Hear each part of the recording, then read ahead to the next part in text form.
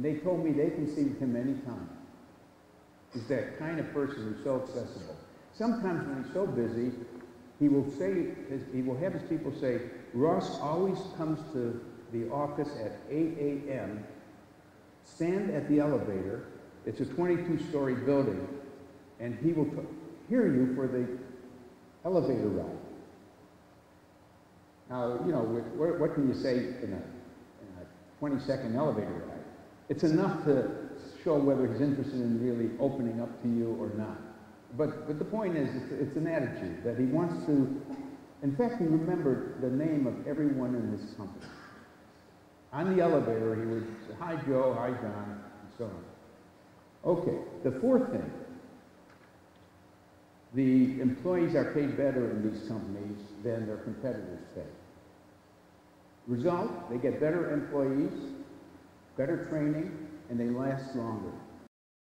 Isn't it a shame to lose an employee that was good, who you spent all that money training, and then he goes for something else? They all seem to have very turned-on employees, very happy.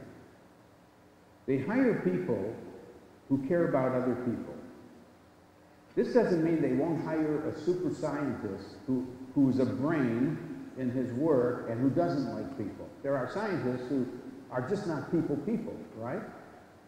They'll hire him too. But basically, they look for people who it's fun to be with, who are caring in some way. They pay a lot of attention to their suppliers. They don't want to be in the situation of every year saying, all right, we're going to take new bids, we're going to change our suppliers, who's giving us the cheapest cost? They want to select long-lasting suppliers, build great relations. They want suppliers that have three characteristics. Every one of the suppliers is increasing its productivity, bent on increasing productivity. 2, every one of the suppliers is bent on increasing the quality. There's a difference between productivity and quality. 3, every supplier is agreeing to lower the prices over time because their productivity is increasing.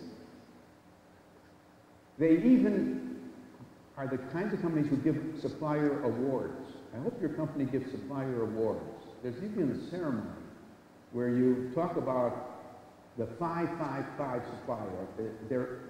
If you have a scale from 1 to 5, 5 for productivity, 5 for quality, 5 for lowering the price. And there's a really wonderful use of the suppliers. They believe that the company's culture is their chief advantage. Every company has a culture. I was talking to Tom Peters, who's famous for having started our thinking about In Search of Excellence many years ago. And Tom would say that he could go into a company for the first time and in the first 15 minutes tell whether the company's alive or dead. You know what I mean? The kind of company that there's such listlessness, there's no energy, you know, just like a person can be depressed, a company can be depressed. And Tom could tell in 15 minutes if it's that alive or dead. Well, the point I'm making is everyone has a culture. Now, it isn't the same culture. All these companies don't have an innovative culture. That's one type. Apple does. 3M has an innovative culture. But maybe it's a friendly culture. Maybe it's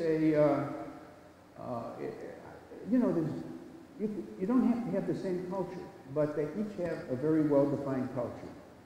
Now, the final finding is this, which surprised me greatly until I thought about it. These companies have lower marketing costs than their competitors.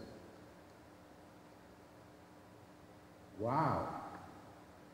Who's doing the marketing? In fact, I would have thought maybe they're famous and they're loved because they spend more on advertising, right? We see more of them. Maybe that's why we prefer them. No. So who's doing the marketing? Customers. Word of mouth. Customers like them so much, they tell others. There's even a system now. What's the score called? The NPS score? Yes. Net Promotion Score. Try to do a net promotion study. I'll explain that. And I'll give you an explanation, but you could look up on Google any word I use that you want to know more of. So if you want to look up NPS, Net Promotion Score, you'll see the full explanation of what it is. One of our major consultants in the service business said that the key question to a customer is not, are you satisfied? It should be asked, but it's not the ultimate question. The one question you really should ask is, would you feel comfortable recommending us to others? Would you feel comfortable recommending us to others? On a scale of 10. Now, if someone says, I do it now. I think so much of your company that I'm telling people how good you are. That's worth a 10. If he says, I'm not doing it, but I'd be very comfortable doing it, that's a 9. If he says, well, let me think about it, I could imagine myself telling some others, that's an 8. All the way down to the score of 1, which is, I hate your company and I would only tell bad things about it. Okay? So, get a sample of your customers, ask them this question, would you feel comfortable recommending us to others? Which really means if you did this with 100 of your customers, you'd have 100 numbers from 1 to 9 or something, 1 to 10.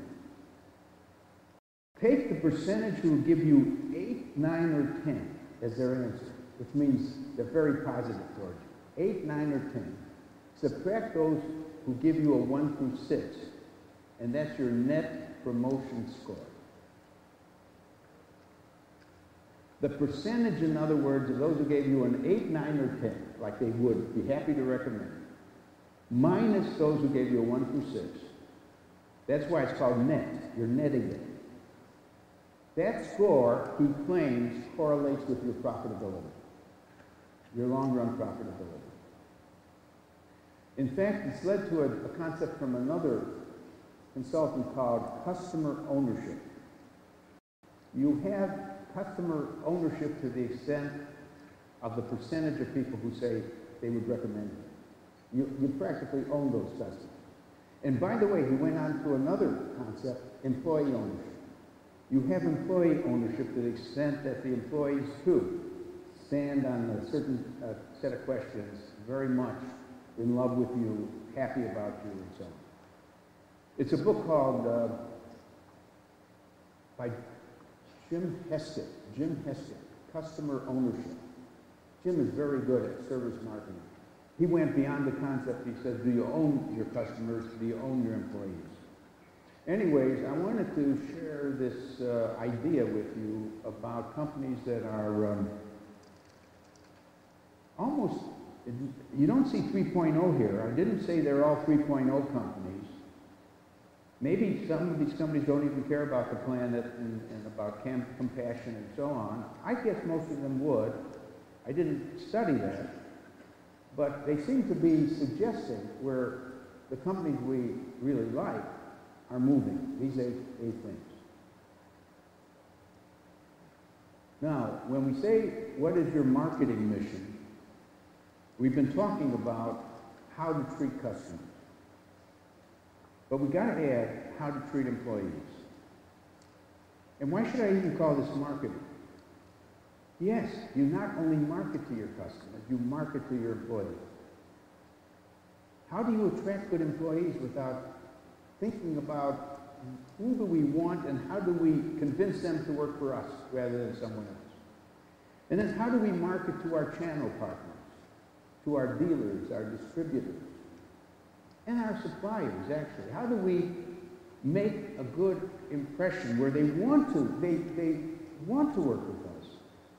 And how do we market to our shareholders and our investors to convince them that our policies are very good for them? How do we get them to give us some risk money? Because we want to be innovative and we want them to agree that we can try for this new technology or something. So marketing isn't only about customer marketing.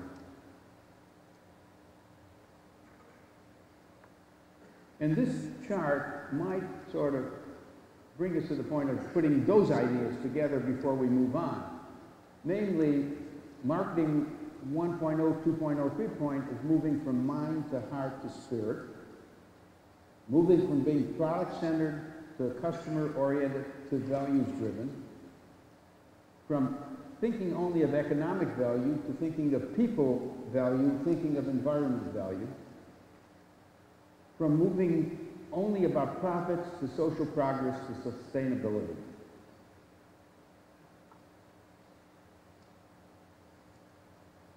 I sometimes put it a different way when I think of the 4 billion people who are poor.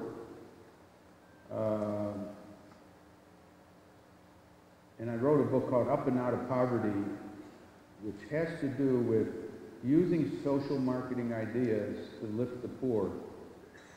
But generally, the challenge is to remoralize the market, to relocalize the economy, and to recapitalize the poor. But let me move on. Let me move on to a very practical subject, and that is, because I gave you my message on 3.0, but let's go on now. Is your brand a strong brand? How do you build a strong brand? Look at this category called cameras. There are over 1,300 cameras looking at you, trying to get you to buy them. How do you stand out? How does a brand become better known? That's a problem in every category where we have excess supply. We have too many suppliers. Every car company is doing this. How do you build a preferred brand? Not only that, if you think of the colas, it's very interesting. And you can read the details, but there's two concepts that we have to look at. We have to take, let's take Coca-Cola for an example, or Pepsi-Cola, it doesn't matter. First, what is their market cap? Market cap is a shorthand for how much the company's worth in the minds of the investors. Very easy to figure it. Take the price today of, let's say, Pepsi-Cola, price of a share times the number of shares. That's called the value of the company. That's at least what the investors think, because that's what the total value is. Then do another estimate. What is the book value of Pepsi-Cola? Everything it owns, the factories, the desks, the equipment. What's the book value? In every case, market cap is here, book value is lower. Now, why is the company worth more than what's on the books? I thought accounting is supposed to be, book value should be, I mean, when you take receivables and depreciation and everything else, book value should be what the company's worth. So why is it worth more? It's worth more because there are some things we don't put on the books. What don't we put on the books? Brand value. The accountants don't want us to put that on because we could play around with it, right? It's intangible. We don't put the value of your patents. We don't put the value of your channels of distribution. You know, some companies are lucky they have the best shelf space, so to speak. They really have loyal distributors and so on. What's the value of your employees? Some companies have the best employees, wonderful people working for them. Some have been stuck with the second or the third grade employees. So the point is, there's a difference between the book value and the market cap. Okay, now there's always a danger that the market cap is a little too high and then people start selling the stock. And there's a name for that if it happens. It's called, it says there's a brand bubble about to burst. In fact, there's now a book, please look it up on Amazon. The title is Brand Bubble. And it's written by not some people who don't like brands, it's written by Young and Rubicon. And Young and Rubicon, Y&R, is a company that has been studying for 20 years the brand equity of 4,000 companies, looking to see what correlates with brand strength. I'll show you what they found, but there is another finding. Some of the best known brands are about to bubble. That is, they're not doing much with it. They're coasting. There's nothing exciting anymore. The investors don't know that yet. These are brands without energy. They're coasting. Those are the ones we start dumping on the stock market. Because there's no real value there except the brand strength and the book value. But they have a quadrant, I'm sorry it's not on my slides, of about 200 brands, and you'll see them all in this, and you'll see the 4 quadrants. And there's one quadrant of the best brands that don't have a bubble. They have energy. That's where Apple Computer is. Apple Computer, go to your Apple store. It's packed with people. Apple is, if anything, undervalued. But then what about the common brand, the toothpaste brand we use, the ketchup brand? Is there, you know? So in Brand Bubble, they talk about there's a whole quadrant of brands that are not going anywhere, but they're very well known. Okay, so I'm here to, of course, say what I can about how to make your brand work better. Now, many people think of branding as too simplistically. They think of it as the name of the brand and a slogan. Well, it's very important to name your brand right. Donald Trump is not his real name. It's German or something. Dumpf. So he thought that would be a handicap, and he changed it to Trump. Now, there's a movie star I like very much. I always knew him as Alda. He worked on some Woody Allen films and so on. I wouldn't know how to talk about him if I had to remember the phrase Alfonso del Abruzzo, which was his original name. A Chinese gooseberry wasn't selling, so they named it kiwi fruit. And one that's very clear is who wants to go on a vacation to Hog Island? So they renamed Hog Island, called Paradise Island. So names are important. I have a set of examples of misnaming products, but the best one might be when the Chevrolet automobile company named their new car Nova. Now, I know where they got Nova could mean the stars, and, you know. But Nova in Spanish means what? No go. It's the car that doesn't go. Why they didn't check the Spanish meaning of Nova is the mystery. Now, your brand should also own a word or a phrase. And yes, they do. Mercedes engineering, BMW driving, Disney. So when someone mentions a name, anyone will say, yes, that's the family fun firm. That's the overnight delivery firm, and so on. Question, does your company own a name? I mean a slogan, a word. Is there a word that comes up to everyone when your company's mentioned? And is it a good word? Now you might say, how could two great cars, Mercedes and BMW, own different words? Well, this happens to be a very true difference between those cars that was described to me by a senior vice president of a bank. That senior vice president had a chauffeur, and every day he was driven to different very important clients in a Mercedes, and he loved the Mercedes. Very comfortable in the back seat with all of his computers and paperwork and so on.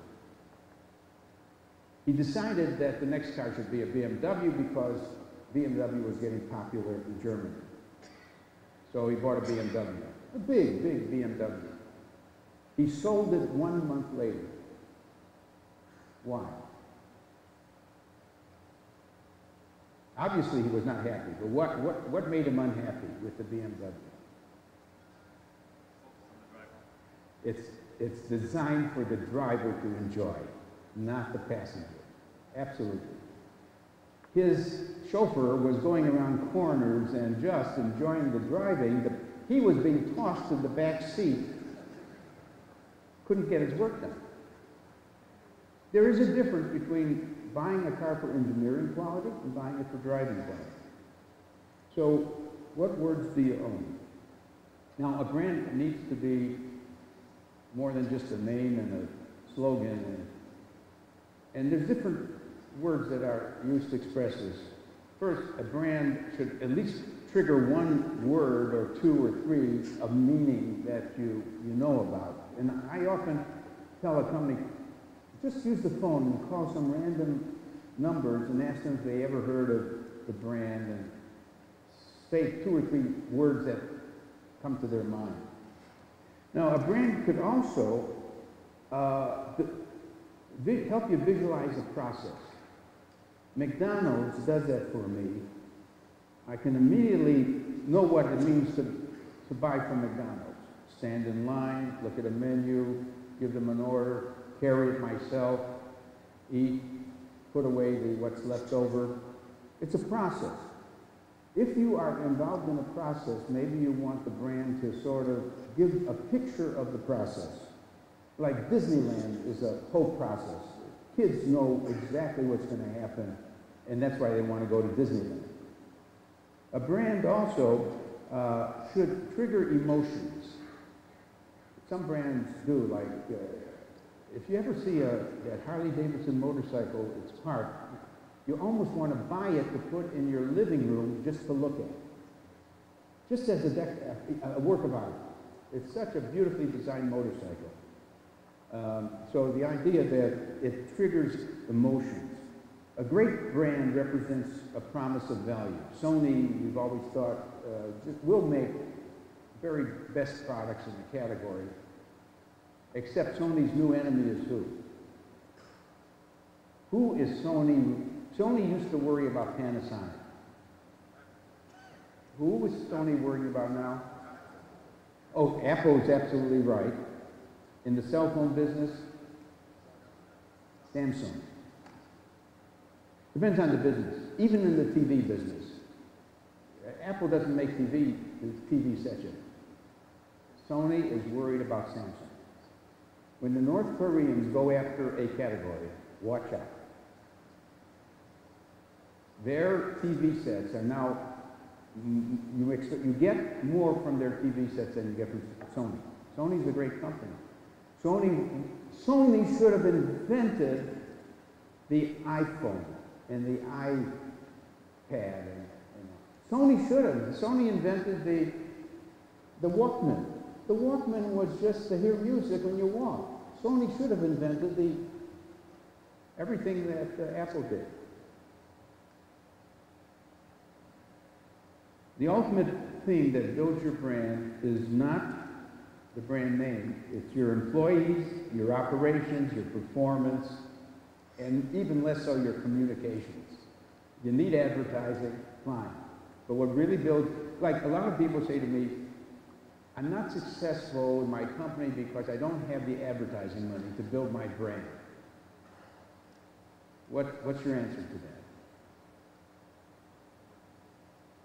If you have a better product and better people, better satisfied customers, it will get built by word of mouth. You could even help word of mouth take place nowadays with social media. But don't blame it on not having the budget for advertising. If you are interested in what seems to power a great brand, Y&R will give you information. They have this fabulous study, and they find 4 things go with a strong brand, even at different levels. Best thing to have is energized differentiation. Your product is different in a significant way, and there's energy like Apple computers and their iPads or iPhones. Second would be it's very relevant to the needs that you're trying to meet. Third, it's a product with high esteem. People respect it. And fourth, people know a lot about you and your product. There's a good knowledge. Now, they're not all contributing at the same level. In fact, they talk about two concepts. Your product should have brand strength and brand stature. Strength meaning that kind of differentiation and energy and relevance, and stature meaning people esteem you and they know. Knowing means, are you aware of the product? Esteem means, do you favor it? Do you highly regard it? But you could get your people to use the system by just talking to one another. Now, some of you might say, is branding done well in the business-to-business world? By the way, don't we all agree that business-to-business is a bigger world than business-to-consumer? Does everyone recognize that there's more work being done B2B than B2C? Every time a pair of shoes is made and sold to a consumer, what went on before it was made? There was cattle, there was hides. The hides had to be treated. They had to be cut into leather. Leather had to be, we also needed rubber for the soles. We needed shoelaces. Business to business is 6 times what the final product work is. Question is, the people selling ingredients, chemicals, do they build brands? Yes, IBM has a brand, but I'm asking which business-to-business companies are well branded. And my finding was most B2B companies don't use and develop their brand. They are a brand, but they're not doing branding work. They don't even have a brand manager, someone responsible for advancing the brand. With exceptions, the ones I list there do a very good job with branding. DuPont, Siemens, Bosch, General Electric, Microsoft, and so on. By the way, DuPont is probably the expert at this. Every time they invent something new, they give it a name. They give it the name nylon, Kevlar, they call it, what are some of the names of clothing fabrics and so on, nylon, Dacron, now their competitors copy. Their competitors make pretty much the same thing, but I want Dacron. I want Kevlar. They're very good at creating and owning the name of each of these new chemical products and so on. So B2B management is a whole world in itself, and branding. Now another question that comes up is commodities. Can you brand a commodity? Let me give you 3 examples.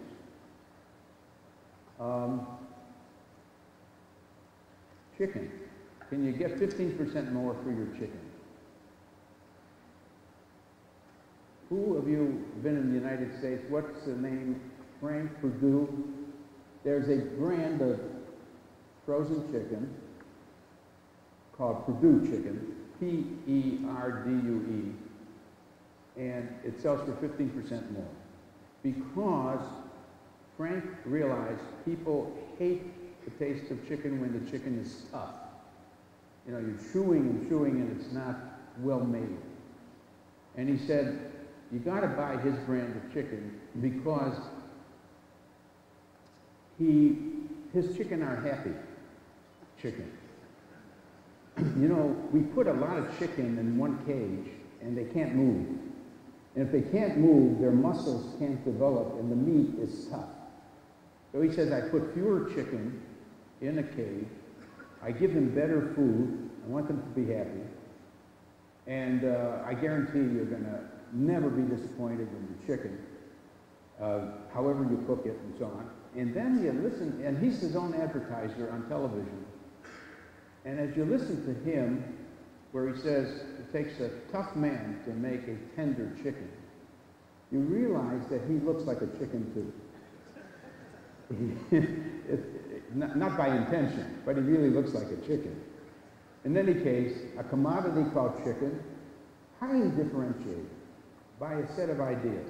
Now, cement, one of the world's most profitable cement companies, is the Mexican company, Cemex. Are any of you in the cement business? If you're, I know you're a lot, maybe in construction. Why is Cemex so successful? Many reasons, by the way, but one of the things that happens in the cement business is when you call a cement company and you want the cement to be brought at a certain time, they may say, we'll bring you the cement that day between 9 and 12 o'clock. We can't tell you when the truck's going to get there. That means you have your labor waiting. This company, Cemex, says, what half-hour window do you want? Oh, I want you to deliver from 10 to 10:30. And then you're puzzled because Mexico City is so busy. How could they even promise a half an hour with the traffic? Well, the solution was to equip each cement truck with a GPS system and with a dispatcher. And the dispatcher, it's like a controlling airplane. Knows where every cement truck is in Mexico City and knows the one that can be there at 10 to 10:30. Now, why can they charge 10% more for cement? Is it better cement? No. It's good cement. It's because you save labor costs.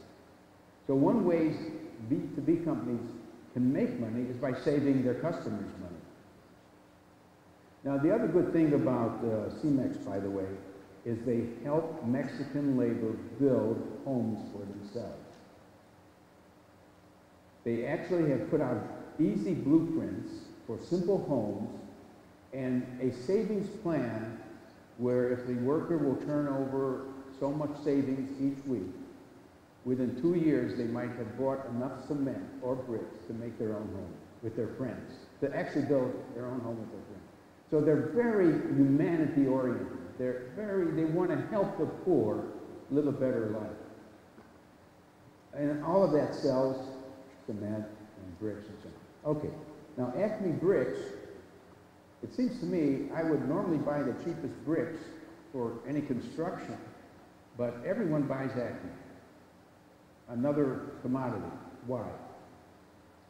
First of all, they have a lot of variety, a lot of color, but they give you a guarantee. What do you think their guarantee is about their bricks? By the way, bad bricks will crumble after some years. It will dust, will chip. What do you think their guarantee is? These bricks are guaranteed for 100 years. What's the problem? How will you know that? You're not going to be around 100 years. So in your will, you have to tell your children to check on the bricks. And they have to tell their grandchildren to check on the bricks and to call the company if any of them became chipped or dusty or something like that. The only prayer is that Acme stays around for 100 years. But you know, guarantees could be very creative. Guarantees could give me the confidence I need to make that choice. In the automobile business, the thing that saved the Chrysler company was when Leo Iacocca guaranteed fixing the car for 6 years for the transmission and everything else. The car wasn't really, you couldn't really defend that, but it gave us confidence to buy a car that he's guaranteeing free fixing for 6 years. In fact, my good friend made this statement. His name is Sam Hill. It is possible to brand sand, like it's better sand and better grade sand, or especially look when you think that sand is the ingredient that makes glass and other things. You can brand sand, wheat, beef, bricks, metals, concrete, chemicals, corn grits, bananas, apples, aspirin. So the argument, it's a commodity. there's no marketing work to be done on it is not correct. I'll take one other example before we break. Auto insurance. Let's take a service, not a product. Most companies quote the same rate for my auto insurance, depending on the automobile, maybe depending on my age and demographics. But here's the thing. Progressive is one of our companies that, in auto insurance, that's very progressive. Here's a young man who says, I can prove to you, the auto insurance company, that I don't drive my car very much. I'm a student and I just drive to school and back. That's about it. I don't have time to be driving and driving. Can you give me a better rate? And they give a lower rate to those who can prove they're going to drive less, because that means less chance of an accident. And this woman is saying, I can only afford $400 for auto insurance. Arrange the things being insured, like insurance for damage, insurance for injury. What can I get for $400? So they customize the insurance for the price that the person is able to afford. Not only that, this company in the big cities, if you're in an accident and you're insured by them, they come to the accident almost as fast as the police come. And at the site of the accident, they're going to take you to the hospital if you need some kind of help, or they're going to look at your car and tell you how much they're going to pay to fix it. The normal company is one that you wait 2 weeks for to come by with an appraiser to tell you how much. Your car's just sitting there, it's damaged, and you don't know what they're going to pay. No wonder they're called progressive insurance. They're very creative in the service business. And of course, building a community is important. Building a brand community. Remember, I used that word earlier. Building people who happen to love this company. I won't go into details. Let me stop here, because we don't want cold food, we want good food, and we're about to serve it. It's 12:33. I'll see you after lunch. We'll take 1 hour, and we'll continue, and I'll show you some really fine examples of brand building. Thank you very much. With each other about questions and comments. And when we get started, I would really like to be sure that the questions come from the men and the women, so we may even alternate, so everyone has a chance. In fact, the best thing to do, well, you know, we're going to have a very good panel of 4 people who are staying with us today and represent the phone company and finance, bank, and investment, because we're going to hear their views too about what can be used here in your economy. And I would like you to be free to ask any comments or make any suggestions or comments. So let me get started. Not everyone is here yet, but I know when I start, people start coming in. And those who have been here, there's no reason to keep you waiting. Let's go here. Some people ask me, is the name enough for a brand? And I say no. And then they say, should the brand have a slogan too? And I think a brand should also have a slogan, but be very careful in choosing the slogan. Sometimes we call it a tagline. And for example, British Air calls itself the world's favorite airline. American Express, the natural choice. AT&T, the right choice. Budweiser says it's the king of beers. Those have lasted a long time. You don't change a program a slogan every month or every year. I mean, if it works. But you got to be careful. For example, the Ford Motor Company's slogan for the last 10 years has been a good slogan, except they're not delivering. They say quality is the #1 job. Then we see a list of the top 10 quality car companies, and Ford is not one of them. So it's kind of an embarrassment that they're always thinking quality, but why don't they get a high ranking? Holiday Inn, the hotel system, used the slogan, "No surprises." Now, of course, I would want to go to a hotel with no surprises. But no hotel could be without surprises. I mean, a towel is missing, the water faucet doesn't work, I can't start air conditioning. So people complained so much to them that they immediately dropped it and didn't have a slogan for a while until they can think of a new way to put a nice feeling on Holiday Inn. Lloyd's Bank in England used the slogan, "The bank that likes to say yes." Now, what if you went for a loan and they said no? But you're the bank that likes to say yes. So obviously they had to drop that because it was silly. Sometimes you grope for the right slogan. The wonderful innovative company Philips from Holland, used the slogan initially, "From sand to chips." Now, I knew what that meant, but do you know what that means? What, are they selling sand? Are they selling potato chips or what? Well, you're right. It turns out they're very good at light bulbs. Light bulbs are glass. Glass is silicon, sand.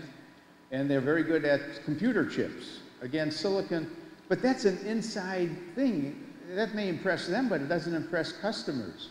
So they changed it to Philips invents for you, which is a good way of telling people they are an innovative company. Some jokesters would say, "Philips invents for you, who asked them to?" Or something like that. Then they went to, "Let's make things better," and some people say, "Well, I didn't know things were so bad." So the latest one is not listed there. They're now playing around with sense and simplicity. And the reason for that one is they've always produced brand new innovations, products that were ahead of the time and too expensive and too complex. So many of their innovations did not work, and now they're into sense and simplicity, and it's a good one. Now, there is a thing we call brand journalism that fights against the idea that when you brand, it should have only one meaning to everyone who you're trying to sell to. Instead, you have to have, under the big umbrella, different messages for different users of your product. Let's take McDonald's. The big umbrella is we're fast food, which means we serve fast, we're inexpensive, we have good quality for the money. All right, that's their umbrella image. But that's not what they say to each segment. The teenager gets a different message, why they should go to McDonald's. The mother gets a different message.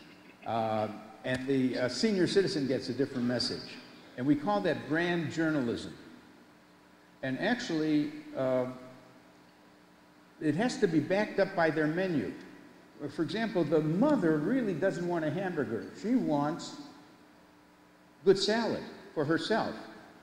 And the salads weren't that good at the time. So what McDonald's is doing is they're really revising their whole, in fact, I think we're going to have McDonald's here on our panel. I hope so because they may amplify this. They are developing a very innovative menu. In fact, I learned that their menu is different in different countries. They have adjusted and localized their menus. And some of the things they're doing in another country are going to come to the United States. They're so interesting and successful. So there's menu invention, reinvention. They're even changing the places, the McDonald's outlets to be more modern, more contemporary. And that's helping too. In France, for example, they tell me that in the Champs-Élysées, it's a really comfortable, you think you're in almost a fine restaurant. You know, the French eat for a long time. They're part of what is called the slow food movement. They want to sit a long time. And they want to make the McDonald's comfortable and attractive. So, again, when you do branding, recognize that there's different people buying your product, and different messages are needed. Now let me take one or two companies and analyze them deeply in terms of all the thought that went into building the brand. Let me take Starbucks. Starbucks is found almost everywhere. This is a chart showing the ingredients that make up their thinking about their image. In the center, at the heart of McDonald's, is their mantra, their essence. Their essence is rich brewing coffee experience. It's not coffee, it's rich coffee, but the experience is what you're getting. Now, in order to have that essential concept, you better surround it with what we call points of parity and points of difference. You'll see it there. Points of parity means ways in which we're like our competitors. You can't afford not to offer the fundamentals that all the competitors offer. Those are points of being at parity or equal. But if you only have points of parity, you're not going to win because there's no differences. So the essential thing is, what are your points of difference? Well, their points of difference are shown here. Let's see, I can read it better here. They are offering this difference. It's a rich, rewarding moments. Going to Starbucks is a rich, rewarding moment. They are offering a consumption experience, a friendly service, a service with many, many coffee drinks and much quality coffee. In other words, they say that that's how they differ from competitors. But they also match competitors on points of parity. The concept of substantiators are things in the back office, the back room, that are supporting the front room. We often talk about any organization as having a back room and a front room. Take a bank. When you go into your bank, you're seeing the front. But in the back is all the support systems, the IT equipment, and so on, that makes it easy to operate the front room. So McDonald's has certain substantiators in the way they treat the employees. They call them baristas, like very skilled Italian people who can make the best coffee in the world. They give a lot of training. They also give scholarships. They want their baristas to eventually go to college or even a higher degree. Another substantiation that they do is they throw away coffee after 2 hours. Always fresh coffee. They get rid of it after 2 hours. They don't reheat it, they get rid of it. So there's substantiations. And finally, there's a whole set of values and personality and character components that make you respect Starbucks as an organization. And you can read what they are, but basically what I'm saying is they've thought through deeply what they are. And they also have defined their consumer target, people who want a discerning cup of coffee, and it's based on an insight. The magic word today in marketing is getting a customer insight, getting a new way to think about the customer. And they want customers who really want a wonderful coffee experience. It goes on, and they've already analyzed customer needs, they have customer insight, and before you know it, and if we read this carefully and took our time, you would see that it's very well branded and thought out. Now, they have one new problem, however. They have one new competitor. They actually have two. Now, you may say, oh, you mean someone else has made those nice Starbucks stores and also has better coffee, more expensive? No. Tell me who their competitors are going to be now. McDonald's and Dunkin' Donuts. Those two companies discovered this world of opportunity, and they decided to make really good coffee at a lower price. When I talked to Jim Skinner, who is the CEO of McDonald's, he says, "Didn't you know we're in the beverage business? We are growing rapidly our beverage business. And the coffee's much better now. And it's types of coffee and variety. So even though this is wonderful homework, doesn't mean you're safe." So that's one story. If you looked at the Mercedes-Benz story, you would see what they're anchoring their business in having certain brand associations, certain values, certain product qualities, and it's an iconic. You know, we even use the name, we say, that's the Mercedes of watches. That's the Mercedes of fine clothing. You use a term like that, and they've done a good job. The real question is, how do you know if you're really, you have a strong brand and it stays strong? You've got to have some measures. Measures are what's happening to the customer's perceived value or image of the firm. What do customers say about their level of satisfaction? Do the customers come back and repeat the purchase? Do some of them brag about you and recommend you? Do some of them want to help you as customers make even a better product?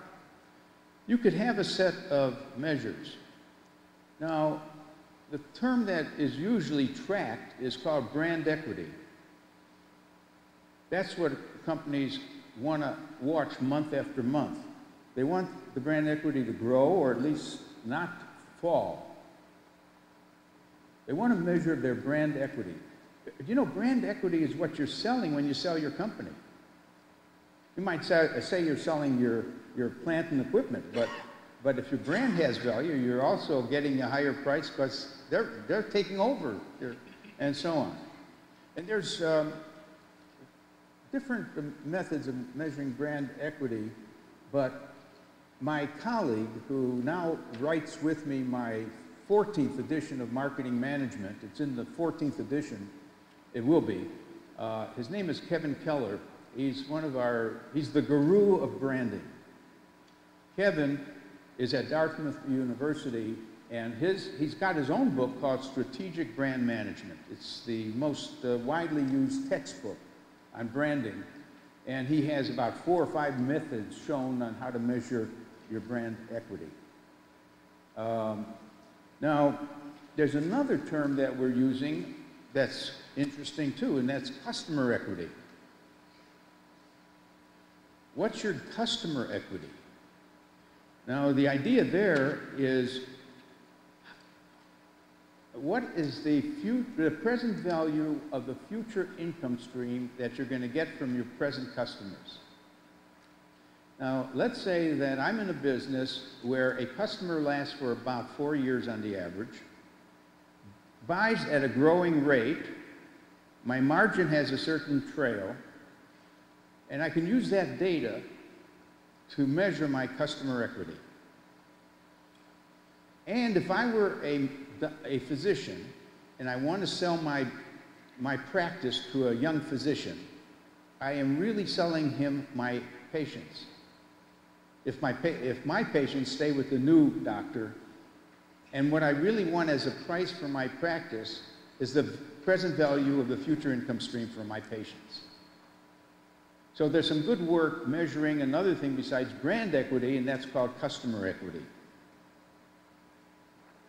And I've already talked about forming a good use of the ideas of brand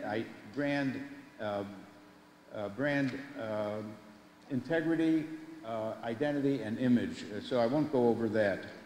I will go to this question. When you talk about brand, you better also talk about reputation.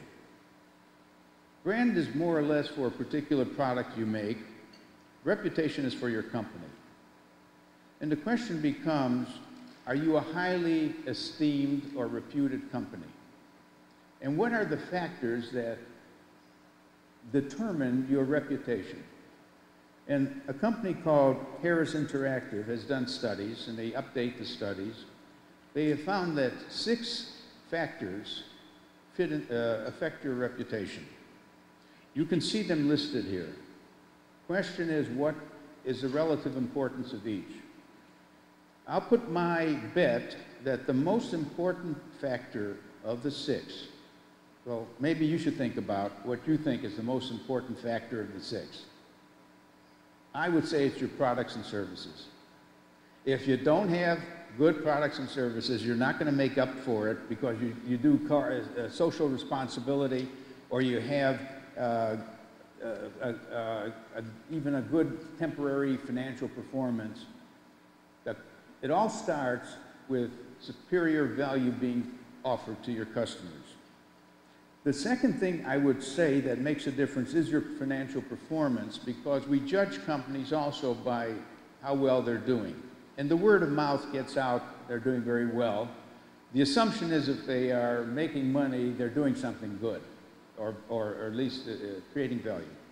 The third, I would say, that counts might be your workplace environment. The quality of your people and their motivation. The fourth, but maybe it's more important than being fourth, is your vision and your leadership. Who's running the company? Where's it going? Jack Welch, you know, General Electric would have been seen as a great company even if Jack Welch never came along. But his vision added. A great CEO adds more to a great company. And then the question was, when Jack Welch leaves, which he did, who gets the presidency of 4 big contenders? And the man who won is Jeffrey Immelt. The other 3 who lost didn't lose. Why do I say that? They immediately became presidents of 3 other companies, big ones. Why? Because General Electric is the place that finds the best people, gives them continuous training and learning, and everyone wants to hire someone who's had the experience in General Electric, whether it's in the health division, the aviation division, or whatever. So Immelt truly is doing an interesting job. It's not showing up yet, but he's coming out with eco-imagination. He's going to want to make 20% of his money at GE from the energy, renewable energy. I mean, actually it's put differently. Immelt says that I want to make profit solving social problems. He wants to make money by solving problems the world has, of pollution, of energy, of poverty. Now, when I was in Abu Dhabi a few days ago, Mohammed bin Laden asked me an interesting question. He says, can we use marketing to market peace? I said, that's a fascinating question, because we all want peace. It's a world that wants peace. But then a very interesting man who was with us, he said, the problem is very clear. There's no profit in peace. Unfortunately, we haven't figured out a way to make profit in peace. Trouble with the war is about profit. I hate to believe we create wars in order to be making money, and yet there's some of that. I happen not to be happy about what my country is doing in Afghanistan and why it even went into Iraq. I'm not happy. But let's not get into politics right now. Anyways, you have a reputation to manage. These are some of the components. And what role is played by social responsibility and sustainability? Let's ask if any study has been done about whether companies that support sustainability are profitable. One study said this: took a sample of companies that are dedicated to also the planet, so to speak, the footprints, keeping them down, and another sample of companies who didn't pay much attention to that at all. In their sample, the companies that paid attention to sustainability over the period had an annual profit growth of 16% and a share price growth of 45%. The companies that did not pay any attention to those questions had an annual profit growth of only 7% and a share price growth of only 12%. Now, you could say maybe they chose the samples in a funny way. By the way, it was reported in The Economist magazine, which is my most trusted source of information, in 2008. That doesn't mean that tomorrow you better start doing a lot of sustainability. But what it means is it didn't hurt the companies to pay attention to sustainability. And most executives, when asked, they say that it's good for companies. And it helps attract consumers who want companies to be caring about this. It attracts employees who care, and even shareholders who think it's the right thing to do. Do you know that you're going to be watched anyways? Whatever you do, it's going to be reported. And not only that, you will be on lists of good companies and bad companies. You can't escape it. There's money to be made in ranking companies by how good they are or bad. There are 3 indices you might pay attention to. The first is the Financial Times, FT. They have a system of evaluating the contribution of companies. In the list is good companies are endorsing environmental sustainability. They have a positive relationship with the stakeholder thinking. They protect universal human rights. That is, they're not going to employ children labor in Asia or anything like that. They possess good supply chain labor standards, and they don't get involved in bribery. Now, those are just words, but they actually have metrics. And then they have a weighted average of those 5 or 6 things, and you may end up, hopefully, to be #1 on the list of best companies in the world. But they also publish the worst companies in the world. So we're all living in under a microscope. Dow Jones has its own system. Goldman Sachs also publishes a system. Fortune magazine always has most admired companies, published once a year. And another study, best places to work, companies like that. Incidentally, you might be interested in who the best companies this year were in Fortune magazine. Most admired, I should say. Google, #1. Apple, #2. I was expecting Coca-Cola again, or one of those. Coca-Cola's #10. It changes. It doesn't change. If the whole list changed every year, I wouldn't believe in this study. But there's movement up and movement down in what makes great companies.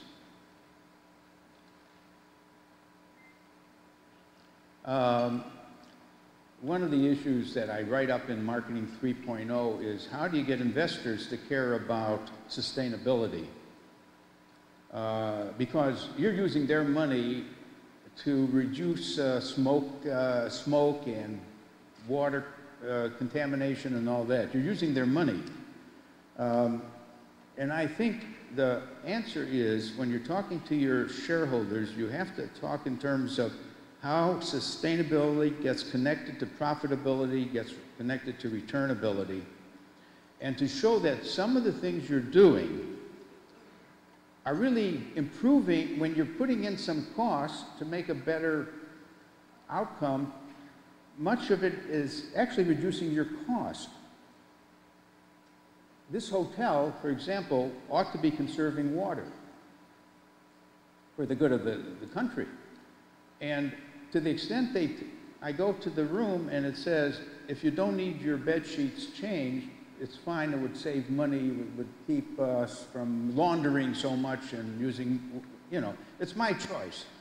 And if they put a different shower head and things like that, they will use less water, but not only is that a good thing for them to do for the the country, but it also saves them money. Their water bill is smaller. Higher revenue. Being sustainable, interested in sustainability means you see new opportunities to make new things, to get into the solar business, to get into the wind business, and so on. And also, it might improve your brand image that you care so much. Enough of that. That's 3.0 thinking and so on. Let's get into the fact that you will have people in marketing and in sales, and they'll be working for you. And how do you get the best out of marketing and sales? I guess what I'm saying is, wouldn't you like to know how good your marketing really is? Wouldn't you like an outsider to come in with a system where you could say you have some of the best marketing and sales in the world, or you're so wasting money and not getting value? I'm not saying that's easy to do, to evaluate marketing and sales. Sales, a little easier because each salesperson is accountable. You set quotas on what you think they can do, so you can. The problem even in sales is, guess what the percentages of the best salesmen's results in the average salesman? It's a 20-80 rule. It's like 20% of your top salesmen, the top 20, give you 80% of your business and your profits. It could be 70-30, whatever. It's not that all salesmen are equally good. So the point is, how do we evaluate sales and marketing?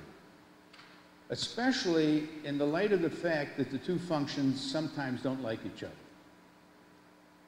Examples that I picked up in my research. A salesman from Oracle told us, marketing sends us business cards they collect at trade shows from people who end up not needing us and not even wanting us to see them, and they have the nerve to call these leads. Now, we want marketing to help salespeople get leads, but those business cards, half of them are worthless. On the other hand, the marketing people answer, but we generate 25,000 leads a year for sales, but they don't follow the leads. And that's true too. Sometimes a marketing person hears the following, gets a phone call from a prospect who says, I left my business card, I said I want to see a salesman, 3 weeks have passed.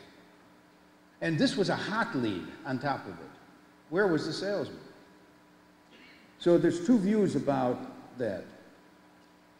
Senior airline sales manager said, marketing are the people who come up with those fancy value propositions that we're all supposed to use, but they say really nothing, and the customers hardly even, they're not even relevant to the customers. They didn't ask us what the value proposition should be. They just, but on the other hand, the others think, why aren't you using the value proposition we spent so money studying?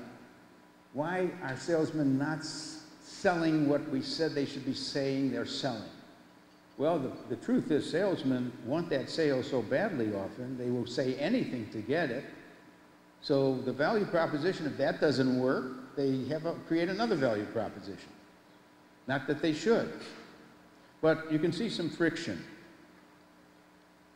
So we better define the relationship between the two groups.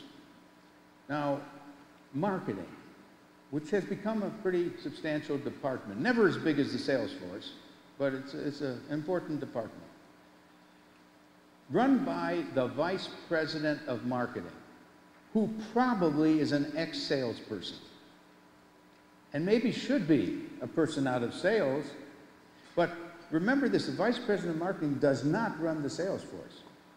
He or she runs advertising, hopefully some pricing, and the channels of distribution, but the truth is, Salesforce is a separate bureaucracy. It's not under the vice president of marketing. So therefore, there's always two vice presidents. Vice president of marketing, the vice president of sales. Who do they report to? Someone who's called the vice president of marketing and sales. So he can keep them together in some way. Another word we add sometimes is Vice President of Marketing, Sales, and Business Development. Because really, aren't we about business development? Now, so what is this word CMO then? Stands for Chief Marketing Officer. Now, is that just part of the marketing department? It's actually a new name to replace the word Vice President of Marketing, in a sense. And CMO stands for Chief Marketing Officer because in every company there seems to be a lot of chiefs. There's a Chief Financial Officer, CFO. Chief Intelligence Officer or Information Officer. There's a CTO, Chief Technology Officer, a Chief Manufacturing Officer. Marketing says, please, I want to be a chief too. In fact, I want to participate in strategy. That's what it's really saying. Strategy is made at some level, and why wouldn't marketing be giving some inputs into the strategy formulation process? Now, in the United States, there's over 2,000 or 3,000 CMOs. I read a statistic, 47% of our companies now have CMOs, but 80+% have CFOs. CFOs are still considered much more important. You've got to have a good financial guy. And in fact, I've told CMOs when they are asked where they want their office to be, where would you want the CFO to sit in your company? Next to whom? CFO. Because if they can get along, if the CMO can explain the return on investment in advertising and in marketing, and the CFO says, yeah, I'm seeing your hard numbers, it looks good, I'll give you the money. If they get along, there won't be much problem. The other possibility is the CMO might want to be near the CEO, because the CEO often doesn't understand marketing. The CEO came from engineering, or the CEO is from law, a lawyer, an accountant, never studied marketing, has the fuzziest idea that marketing is some ads. So if the CMO is near the CEO, there's a kind of an educational process. Also, the CFO always sees the CEO. The CFO sees the CEO every day, because you've got to look at the numbers. So marketing feels left out a little bit. So it's an interesting question. Now, what does a CMO do? Here, I'm going to give you 6 things that you would want him or her to do. The first is to get meaningful customer insights. Again, that magic word. It's sort of find a new way of understanding our customers that we could be the first to cater to them in a different, better way. Now, what would be an example of a new insight? One example that I saw recently was in the dog food business. Do you know there's more well-fed dogs in my country than well-fed people? I'm sorry to say. Is having a dog an expression of being a lonely person or something? Like there's not enough to your wife and children that you have to have a dog? Or are so many people single, not living with anyone else, that they need a puppy, a dog? I don't know. Dogs seem to be big business. The normal way to make food for dogs is to classify dogs in 4 ways, demographically: age and size of dog. So you made food for the big, old dog. You made a separate thing for the big, young dog, and so on and so forth. All of a sudden, one company says, but we want to segment differently. We're going to segment by attitude toward the dog. All of a sudden, they found that some people see their dog as an infant. Usually, it's the smaller dogs and the newer dogs. And therefore, they want to feed that dog so nicely, healthy food. Give the dog some treats, the way you treat an infant. Some see their dog as a companion, to go hunting, to go walking, usually a bigger dog and so on, more male-oriented. Some see the dog as a nuisance. Oh, God, I wish I didn't have that dog. The food you feed a dog you don't like is just anything cheap and off your table. That's extra. So using attitude for segmentation rather than demographics of the dog was an insight.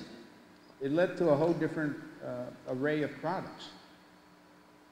Now, if the CMO is supposed to help the company get some new insights, we know that he or she can't deliver the insights, but maybe they can deliver a process to their marketing people. How do you get insights? He personally can't do this for everyone. For each of the businesses, how do they get insight? Well, the first answer is marketing research, to the extent that you can do attitude research, show something new and see how they react and so on. That's normal. However, there's two new methods you might keep your eyes on. One is called neuromarketing. Now, neuro, of course, means the brains. And you know there's so much brain research now. Out of that, we're learning, as I said earlier, that emotions are making your decisions much more than your reason. Your reason is justifying the decisions. But anyways, they are now asking for volunteers from their target market, just people, if they wouldn't mind having on their head those patches where you just put it on, it doesn't hurt you at all, where they can see your brain waves. They can see what's lighting up. And then they give you a stimulus, which might be a new product, feature, or it could be a new ad, and they see if anything happens that's different. If nothing happens that's different, it doesn't get to you. And by the way, this is unconscious. You can't control it. You either your brain, goes up. The wave suddenly goes up in part of your brain or not. So neuromarketing, it has the good news that it will help you not launch products or ads that aren't having any effect. The bad news is some people suspect it of manipulation, that it's going to be really end up being used to get us to buy things that we can't refuse almost. It's like the charge that used to be made about subliminal advertising, that we would be in a movie theater and suddenly have an urge for popcorn because something behind the picture was showing popcorn. Who's a subject, she has agreed, and for a week as she's reading magazines, if something comes up that suggests anything that might be related, she tears it out. Then he interviews her and goes over each thing she tore out.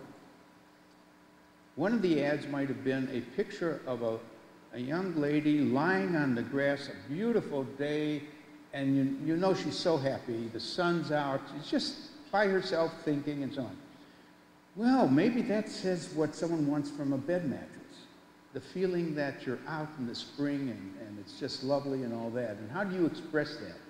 So he interviews each of the 10 subjects, with each having about 5 or 10 ads, and gets an insight, one that you would never have gotten from attitude research. It's much deeper. It's much more unconscious. See, you cannot interview the unconscious. You've got to somehow have the unconscious spill out. So that method, Z-Met, and some others are new ways to help your own marketing people search for a new way to segment or look at the customers. Second job, Mr. CMO, help build our brands and make them stronger. Third, Mr. CMO, help them dream up new products. You're our future.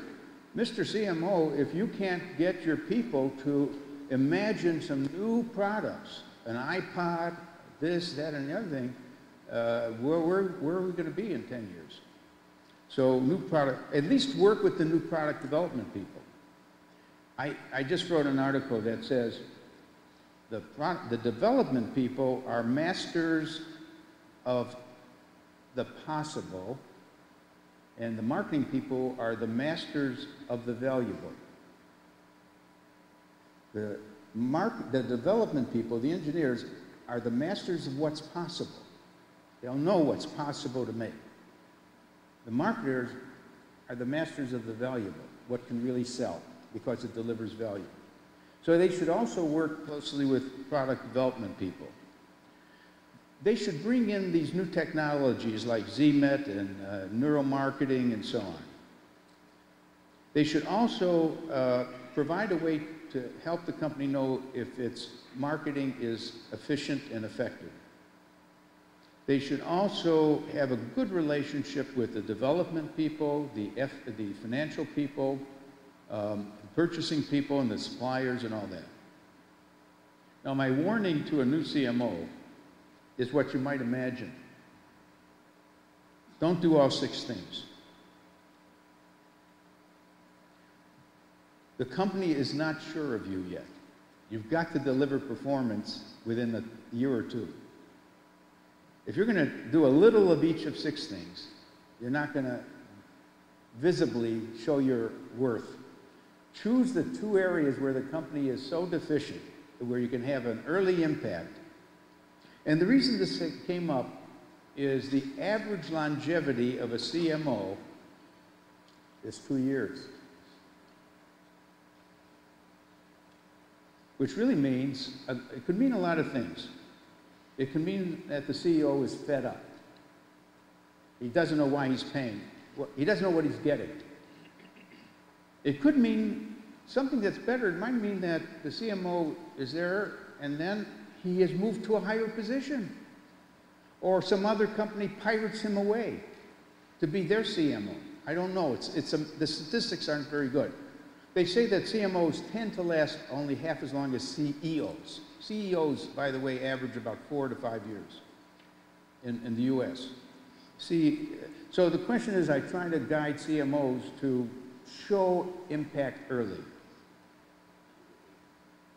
Now, again, on the relationship between marketing and sales, I distinguish at least 3 or 4 stages. The worst is where marketing does its stuff and sales does what it wants, but some things neither are doing that should be done, and sometimes they're both doing something when you don't need both of them to do it. That's when the responsibilities and the roles are ill-defined.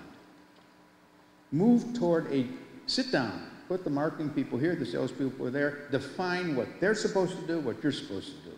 Better than that, make sure you're aligned, not just defined, that you really are working as friends to help each other, and so on. I don't like integrated that much, but you can see that. Now, here is the diagram that I use, and it's a Harvard Business Review article of 2 years ago, so you can read more. But the point is, you've got a picture that says in yellow, the yellow is what marketing does to prepare things. And then the execution is done in orange by the salespeople. So what does marketing do? Without marketing, the salespeople would just knock on doors to find prospects. But marketing, first, it wants to create an awareness of who might be customers. Who are people who might buy our product? And then it wants to create in those people strong sense of brand awareness, at least that they heard the brand's name. Now, just because some prospects have heard of the brand doesn't mean that they consider it. So brand consideration is a very meaningful term, and you see it in the following situation. Let's say your company needs a management consulting firm, and you only think of McKinsey, Booz, and Ernst & Ernst or something. You know what I mean? Then you would see those 3 got consideration. You lose if you don't have at least consideration. This is hard on the smaller firms who don't have much of a reputation yet. Now, it's nice to have consideration, but it's not enough. You really want to be the preferred brand. You want to be IBM.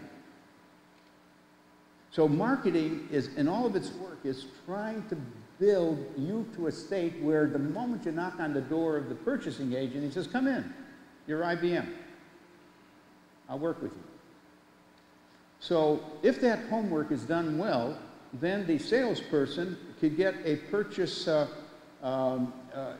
intention. I mean, the job is to get the prospect to say, yes, I intend to buy, then to make a purchase, then to actually be loyal and rebuy, and hopefully to be a recommender, a brand advocate.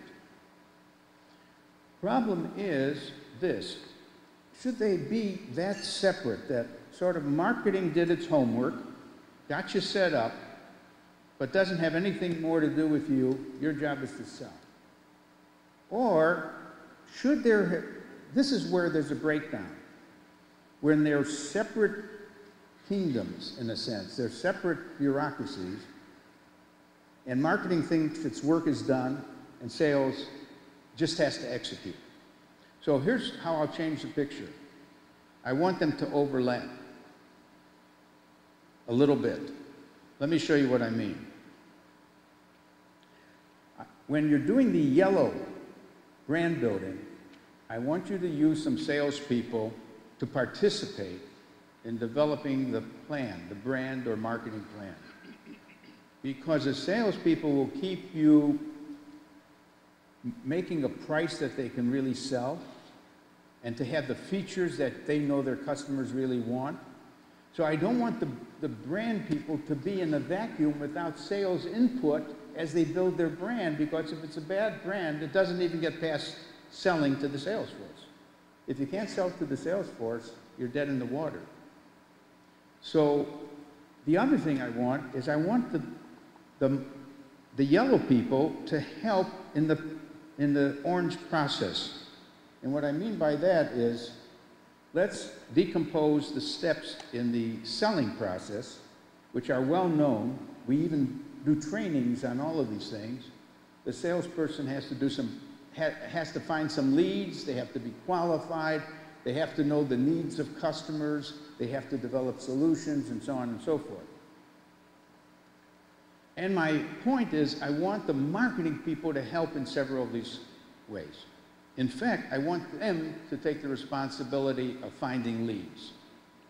At trade shows, by direct mail, I want the marketing people to say to the salesman, here are really good leads, here are the hottest leads, these are warm leads, and these are sort of cool leads. Go to the hot leads first. They're ready for you. I also want the salespeople, the marketing people, to qualify the leads. That's how they get to hot, warm, and cold. They actually get on the phone and say, we met you at the trade show, you left your business card, we're happy to know you better, can we send a salesman? If he says no, it's not a good lead. The third thing is defining the customer's needs. How can marketing help? Marketing can do segmentation studies and find out that the buyers differ in their needs a little bit. Let's say you're selling to physicians. You're a pharmaceutical firm. The Merck company has developed a 10 segmentation. They have 10 segments of doctors. Obviously, your salesperson who visits that doctor on that day should know what that doctor is after. For example, there's a class of doctors who are so scientific and so much wanting the very best. They want a lot of information about that new drug. They want evidence that it definitely works better. That's only one of the 10 segments, by the way.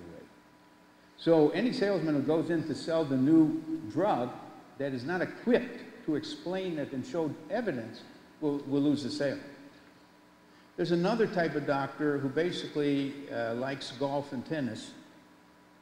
And if there are any cruises and so on that go on, that's fine. You know how those work. You go for 1 hour of class and then you're on a cruise.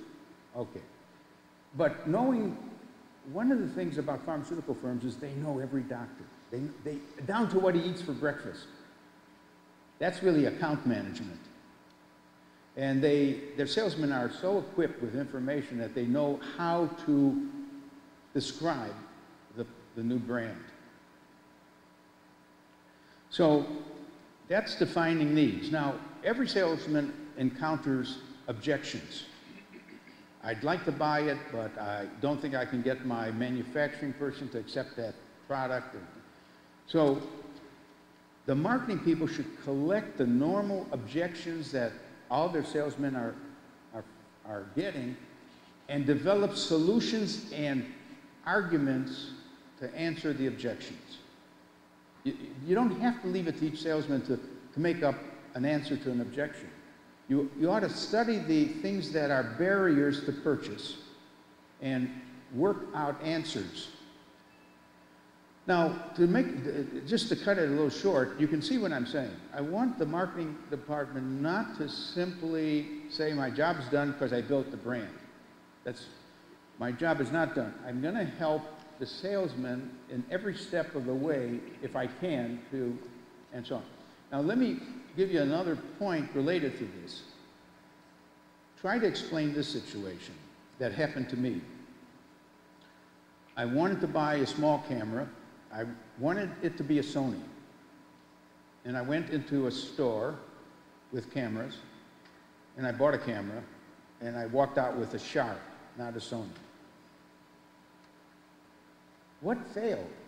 I already had a brand preference, and how come I didn't execute the brand preference? And this is what every marketer has to think about. Their job isn't done in just building the brand preference.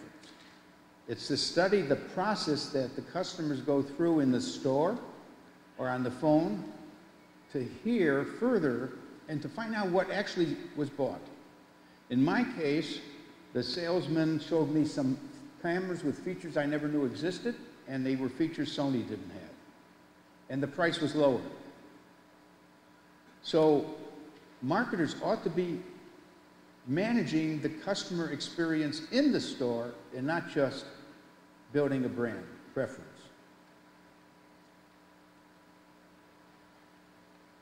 Now, I want to use some slides of my good friend, Neil Rackham. You may not know the name, but some of you who have sales forces may know of a book called Spin, S-P-I-N. It's like when something spins. The S stands for situation, something, and P, and I, and N. Spin is the best training method for salespeople. In fact, Neil Rackham made a fortune. He sold his practice to someone else for an incredible sum of money because that was the method. By the way, Spin is basically about the philosophy that you don't talk when you visit a customer, you listen. And it said that God gave us one mouth and two ears so we would listen twice as long as we talk. So the salesman who comes in and says, I've got a wonderful widget, let me tell you this, that's never the way to start. Because you haven't even listened to his problems or his interests. And Spin goes very deeply into identifying whether there's something he really needs that you can supply. Because you'll learn quickly when you ought to exit. And you're wasting your time. If you don't touch that kind of, hear that kind of thing that connects with what you can offer as value, you're wasting your time. So he says, let's say we invented a better mousetrap, but there's not enough to differentiate our mousetrap from someone else. So someone has to add value to the mousetrap to make it seem better, and maybe sales' job we always thought the job of sales is communication, persuasive communication. Neil says, no, it's got to be more than that. The salesmen have to be into value creation itself. And that's very close to this idea of listening. Because the creative salesman listens and is in the process spotting where value could lie for the customer. And we use this idea of benefits and costs, and we try to distinguish two types of customers. This is at the extreme. One type is called the transactional customer. The transactional customer knows what he wants, treats you as a commodity, he buys on price and convenience, and technically, he doesn't want to see a salesman. Why should he see a salesperson? There's a commodity price. There's a low price somewhere in the market, and he believes all the offerings are the same. And what's happening in this end of the business is the death of salesmen. Many purchasing agents in transactionally oriented purchasing doesn't want to see a salesperson. Why? The internet has all the information you need in buying a product. Each of the competitors has listed what they sell, what the price is. You can get on the phone, you can bargain if you want. You don't have to see the salesman, because all you want is that at the lowest cost. This has a name. We call it the disintermediation of salesmen. You know, disintermediation means to get rid of an intermediary that stands between you and the customer. When we say there's disintermediation of banking, if I can do all my banking on the phone or the internet, I don't have to go to a physical place called a bank. Banks are being disintermediated in certain areas now. So we think that if you look at what's happening in pharmaceutical sales, you'll notice that the doctor has no time for salespeople.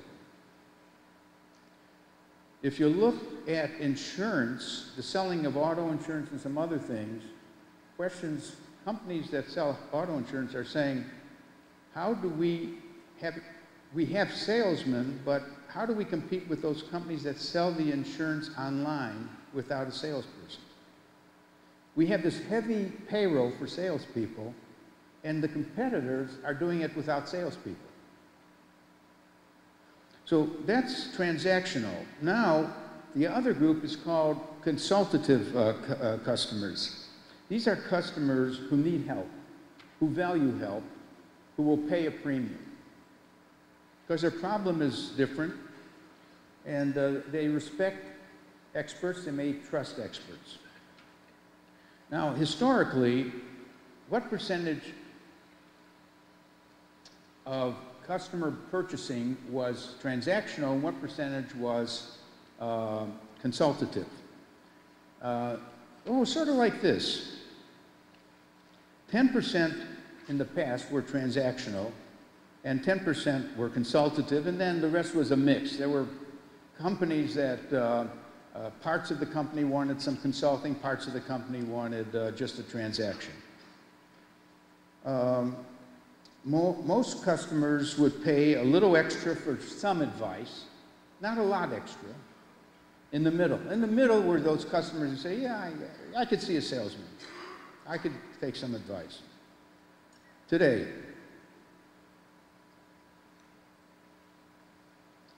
there's more definition now of companies that want to just buy transactionally or parts of their company, and those that will see salespeople. The middle is going away. The big lesson is you need two sales forces. Don't waste a great salesman on transactional selling. I don't care if he says, I could even sell something to the one who doesn't want a salesman to be there. That's a waste of his time. Use an order taker. The only way, a transaction customer, he wants is to give you an order for the lowest price. Why waste a salesman on him?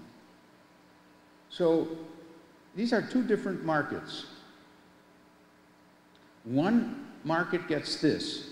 We'll offer you cheap and convenient products and don't expect extras. That's fine, because that's what you want.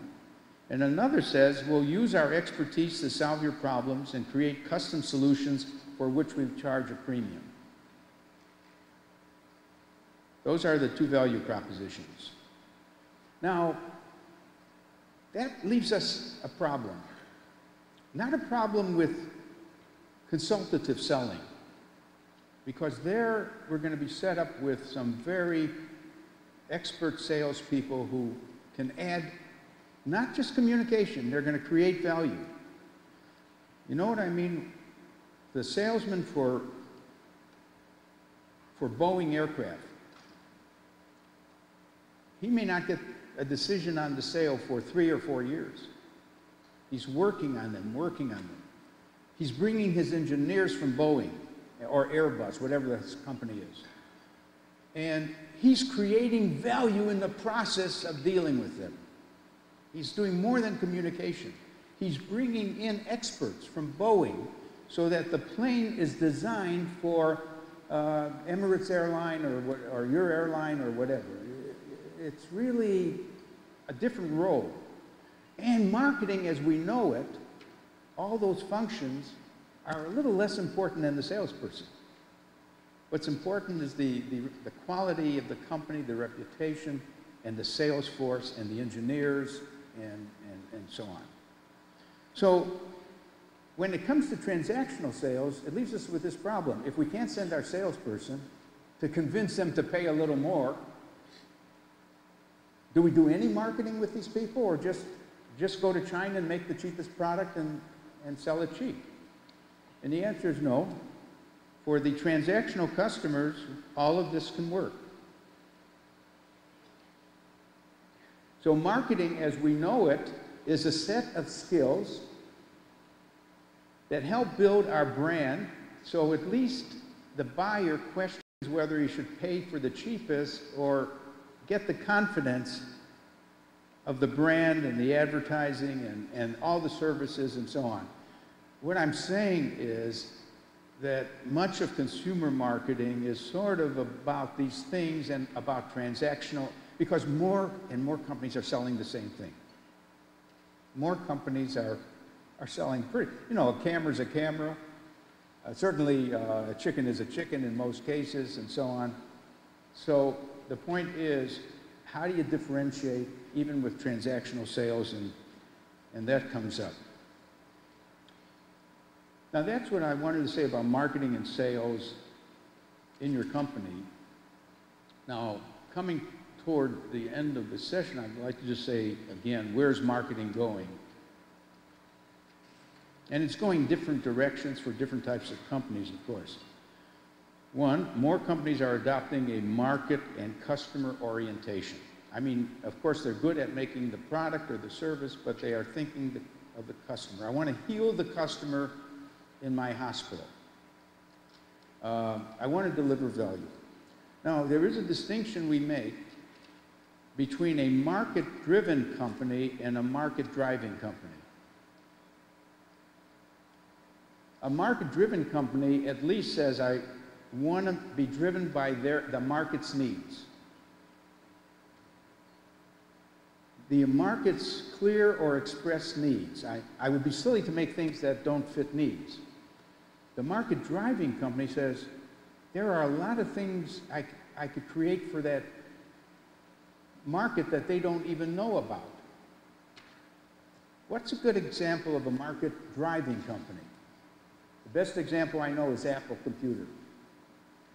Who ever imagined an iPhone? Who ever imagined an iPad? In other words, it didn't come out of some needs we felt. We didn't feel we need a phone like that. A market-driving company goes beyond meeting needs. It's selling dreams. It's a dream maker. Yes, I would like I like my car to fly. The traffic is terrible. I'd like to just fly my car up in the air. And by the way, go on Google, you can put in flying cars, you'll see about 3 of them. There are some problems with the flying cars, namely you're in your driveway, and it isn't really a landing. I mean, it's not a takeoff street. But these market-driving companies are dreaming of solutions we don't think are even available or possible. But it's good enough to be a market-driven company, at least. I mentioned this, that 47% of Fortune 1000 firms have CMOs and 80% have CFOs. Your CMO should, now here's a new point. Most companies that are traditional, the marketing people are only a support function for sales. They are not in the strategic planning process. Increasingly, we have seen companies which now want marketing to not only have a chief marketing officer, but they want the chief marketing officer to be a participant in strategy development, which is a newer thing. Some companies have gone further. They want marketing to be the planner of the growth of the business. You want to hear something radical? That's radical. Namely, it would be a company that says, we will grow, and the growth will be the result of our marketing people imagining the directions and things we ought to be doing with our refrigerators, our cars, and so on. That's a leadership role. At Abbott Laboratories, Abbott is one of the great pharmaceutical firms, they say that they are run by marketing. Now, a technical company that makes pills and solves diseases and so on is run by the marketers, yes. The marketers find the diseases, they calibrate them, they find what's missing, what can be created, they run the future, they design the future. You can't do that if your marketing people are basically drawn from advertising and skilled in other ways. You have to have Steve Jobs working in your marketing department. You have to have Richard Branson. I mean, if Richard Branson would run your marketing department, then I would say, let the marketing people run the show. Most marketing people aren't that way. They grew up in a different way and they have skills, but not that. But when you have some great marketers, they ought to be part of making your future. Decide if you want your company to become market-driven or market-driving. I've talked about it. So my message is a number of things, just to remind you, and things we'll discuss with our panel. Companies need to move from a shareholder to a stakeholder view of the enterprise. Companies need to practice more of the triple bottom line model, creating economic value, environmental health, and social progress, or sometimes, you know, profits, people, and planet, and define their corporate social responsibilities. Marketers get their clues from how the company defines its mission, vision, and values. The marketers then send offerings that touch the customer's mind, heart, and spirit. Marketing can contribute by serving more actively in developing the company's plans for long-run profitable growth. I think that pretty well summarizes where I think marketing is today. So I'll leave you with one interesting statement. Within 5 years, if you run your business in the same way as you do now, you're going to be out of business. That's about disruption and change and so on. So please, when you go back to your company, look again at your mission, vision, and values and your responsibilities too, and see if there's any changes that should be at least discussed, if not implemented soon. I'll see you shortly. We're going to have on the stage a panel. We're going to test out these ideas. Have some coffee. See you later. Thank you.